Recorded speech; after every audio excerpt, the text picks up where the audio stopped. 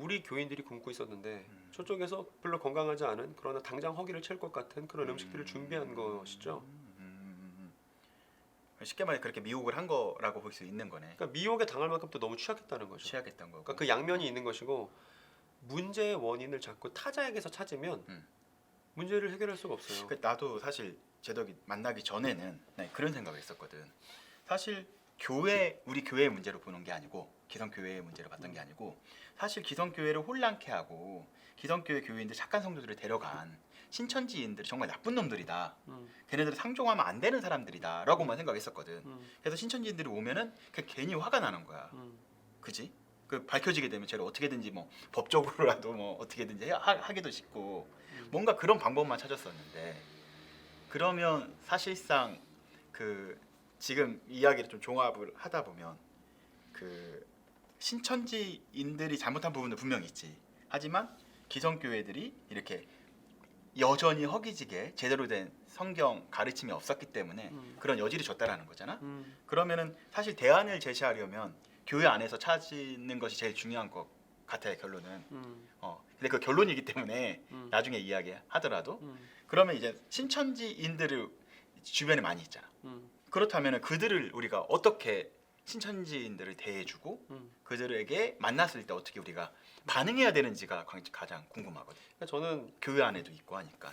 예를 들어 이런 걱정들 하잖아요. 이제 만나서 대화하는 것에 대한 두려움은 사실은 그 기저에는 뭐가 갈려 있냐면 나는 성경 이야기 잘 모르는데 라는 무지가 있기 때문에 두려움이 생기는 거죠. 그러니까 신천지 교인 만나면 어떡하지?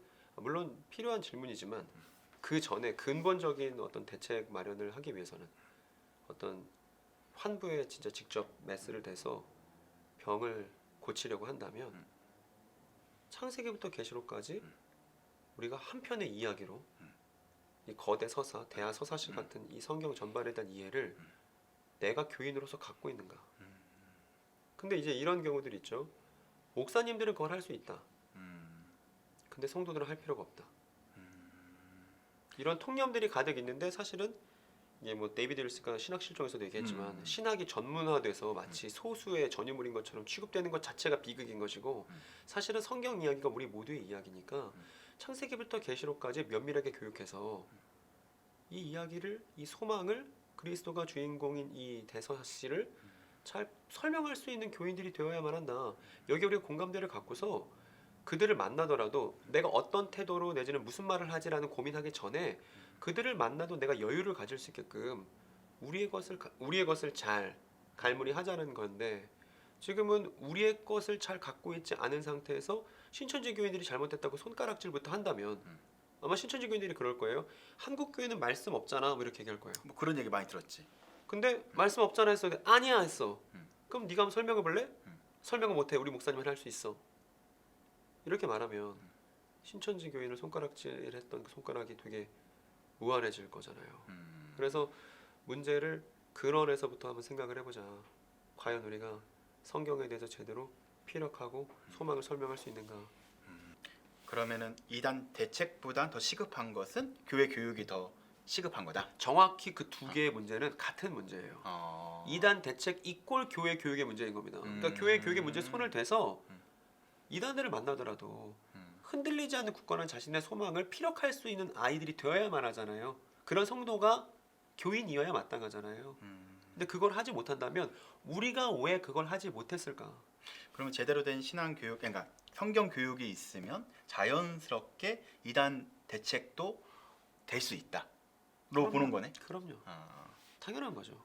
그럼 아까 내가 이야기를 듣다가 지나간 게 하나 있어도 뭐냐면 지금 현 상태로 보게 되면 아까 이야기한 거 지적한 것처럼 사실상 성경에 대해서 전체 모든 성경 스토리에 대해서 이야기에 대해서 잘 모르는 성도들이 많이 있잖아.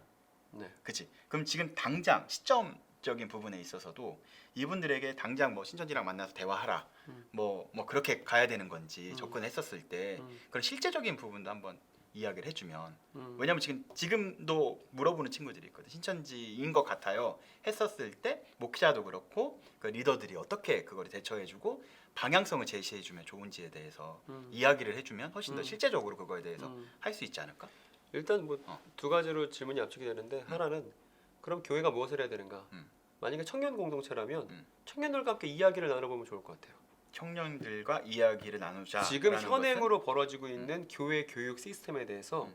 같이 교육자들만 먼저 뭔가 구상하고서 실천에 옮기는 게 아니라 참여하고 있는 청년들과 얘기를 나눠서 교회 교육이 지금 어떤 식으로 진행되고 있는지, 어떤 걸 보완해야 되고 어떤 걸 추가해야 되는지, 교회 교육 전반에 대해서 같이 성도들과 이야기하는 시간을 교회가 가졌으면 좋겠다가 이게 첫 번째고. 첫 번째가 성도들과 교역자와 함께 지금 현재 우리가 어떠한 그 교육을 받고 있는지에 대해서 알아보자. 네. 그리고 첫 이제 번째. 구약 예언서에도 잘 알고 있는지, 음. 요한계시록에 잘 알고 있는지, 교육에 대해서 우리가 얼마만큼 잘 알고 있는지, 성경이 얼마나 잘 알고 있는지에 대해서 스스로 평가해보는 시간을 가져볼 수가 있겠죠. 그리고 두 번째로는 이제 그럼 그거는 교회와 성도 모두가 객관적인 평가가 필요한 거네. 그럼요, 그렇지? 그럼요.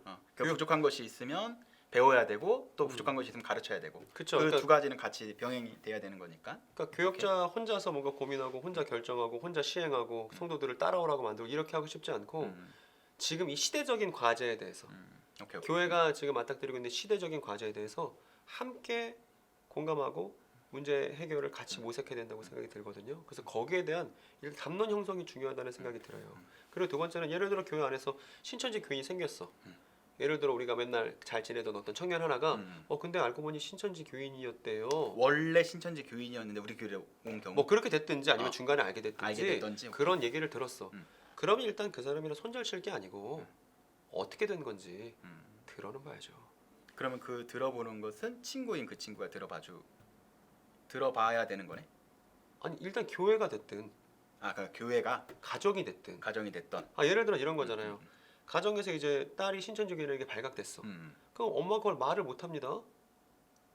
그렇지. 말을 못해요. 그러다가 다른 사람들 얘기만 듣고 정작 딸 이야기를 들어보지 못한 채 납치 계획하잖아요. 그렇지. 뭐더라 그게 개종? 개종 교육 가잖아요. 교육하지. 근데 그렇게 하는 거 너무 안 좋고 또 교회 안에서도 개종 교육. 김 집사가 신천지 교인이라더라. 다 손절치잖아요. 목사님이 전화해서 그 집사랑 연락하지 마시라고. 다 손절쳐버리잖아요. 그 손절친 것의 기저에 있었던 두려움이 뭐냐고 아까 형이랑 얘기했었던 내가 그 사람과 대화했을 때 나까지 설득되면 어떡하지? 내가 피해를 볼까봐. 내가 지면 어떡하지? 지면 어떨까? 거기에서 두려움이 파생되니까 여유 있는 어떤 해결 방책이 안 나오는 거잖아요. 일단 들어보자. 그냥 들어보세요 이러면 걱정될 거잖아요. 그러니까 자기 자신의 충분한 소망과 이야기를 갖추는 걸 병행하면서 여유 있게 들어보자는 겁니다. 별 문제 아니니까. 이게 그냥 뭐 그러니까 급하게 끝난 문제는 아니네. 그렇죠. 천천히 하나씩 만들어가야 돼. 장기적인 플랜이네. 그렇죠. 언발에 오줌 누기식으로 할 수 없다. 그 정리를 하자면 이렇게 세 가지로 한번 정리를 해볼게. 첫 번째 뭐냐면 정리병이야. 그러게 교회 교육이 다시 한번 이제 그 창세기부터 요한계시록까지 전체적인 스토리에 대해서 이루어질 수 있도록 잘 가르쳐야 되고 잘 배워야 한다. 첫 번째 가장 중요한 것 같고 두 번째는 이제 이단 사역이라는 건 특수 사역이 아니고 일반적인 사역이다. 그리고 좀 마음 편안하게 좀 더 열고 그분들이 왔었을 때 이야기를 들어봐라. 예. 두 번째 하나 또 갑자기 생각이 안 나네. 예. 그러니까 뭐 만약에 있었을까? 형 영상을 보는 이제 사역자나 목회자가 있다면 제가 좀 말씀드리고 싶은 건 제발 구약을 보시라. 구약적 배경이 그 만약에 틀어지게 되면 그런 것 같아요. 정말 화살도 보게 되면 이게 처음 스타트가 약간만 각도가 틀어져도 끝에 가서 엄청난 방향이 틀어지기 때문에 예. 다시 원상태로 복구를 시키려면 처음부터 다시 교정을 할 거라면 틀어진 곳에서부터 하나씩 잡아가야만 장거리 싸움에서도 가능한 것 같고 그게 교정이 가능할 수 있지 않을까. 그러니까 요한계시록에서부터 교정하려고 하는 시도 자체가 잘못된 거다. 그리고 신약에서부터 이거를 다시 잡으려고 하는 것 자체도 잘못된 거다.